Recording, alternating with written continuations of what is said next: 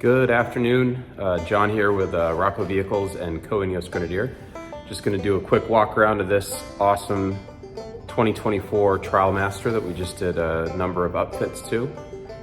Just give you guys a little bit of perspective on what's possible with these vehicles.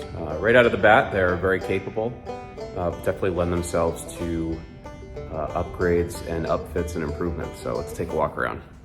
Okay, as I said, this is a 2024 Trial Master Edition Ineos Grenadier. This vehicle comes standard equipped with front and rear locking differentials, has a factory 12,500 pound winch from Red. It's very well suited for off-road driving right out of the factory, but given this customer's specific needs to be remote up in northern Maine, we added some features to it to make it a little bit more robust and a little bit more off-grid capable. So starting in the front of the vehicle, we outfitted this one with an owl bull bar. Gives a little bit of added protection, also gives a pretty awesome sort of safari outback look. We paired that with their Triple R light bar that's behind the grille.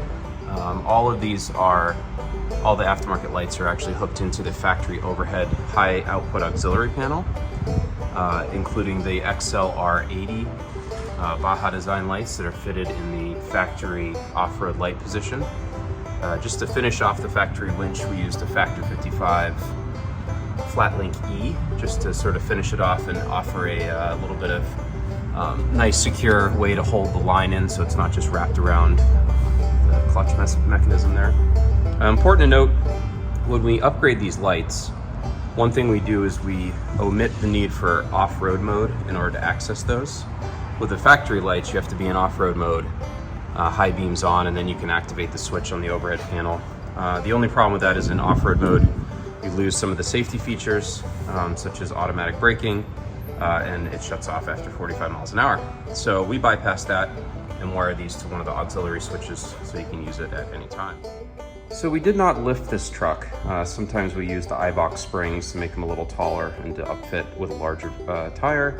This customer had a garage restraint, but we did have a couple extra inches to work with. So we used a 285/75/17 on factory springs.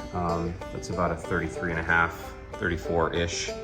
And this fits perfectly with no lift, no rubbing whatsoever. This customer is going to be using this vehicle on some very rugged dirt, rutted out roads up in Maine. And one of the difficulties with rutted out, small little bumpy roads that you're pounding on for hours at a time is you can end up with shock fade, and that's where the shock heats up, and then you start losing traction. So the way we address that is with some Fox shocks that have remote bypass reservoirs, which allow for increased fluid and cooling, and these are also adjustable, so you can dial in your preferred ride quality. So the Grenadier is tall, and to help with that, we added some Buzz Overland rock slider side steps. These are a functional side step, but also a functional rock slider made of stainless steel, so great option for New England. These will not rust, even if they get a little pitted from road wear, gravel, etc. Really robust, awesome rock slider and side step. So as stated earlier, this customer is going to be traveling a little bit more remote with this vehicle up in northern New England and needed a little bit increase in fuel capacity just as a backup. So we added the Lightner sidekick panels here, and these hold 5-gallon jerry cans. And then if we swing over to the other side real quick, do the exact same thing on the driver's side, but put 2 jerry cans for water. Again, great solution for keeping water and fuel outside of the vehicle, which is obviously preferable. And these jerry cans are Wavian. We find these to be the highest quality jerry cans out on the market. So under the back here, we have some Baja Design S1 lights. These are wired to one of the backup switch or the auxiliary switches on the overhead panel. They're basically backup lights or just rear-facing lights for camp or whatnot. Great option. The S1s are very versatile. We install them on roof racks, all around the vehicles. They're wonderful.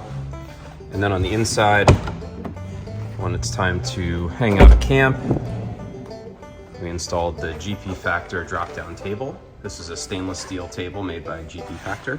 It has a nice bamboo cutting board. Really awesome, beautiful latches. Drops down, cutting board can slide out. And then we installed a National Luna light for camp light, nice and low for cooking or making coffee in the morning. And this light can either be red or white, which is a nice option. Red's great for buggy nighttime environments, for keeping those pesky bugs away. All right, and then inside the vehicle, we did a few things. Most notable, the ARB twin air compressor, which is mounted underneath the seat using an Owl outdoor bracket. It's very tidy, wired directly to the battery. Simple switch here, fires it up, pretty simple. And then something that's really cool that's adapted from the aviation world is the Owl/Rosen polarized sun visors. These things are awesome, especially when you're driving directly in the sun. You actually don't even need your sunglasses. They are wonderful.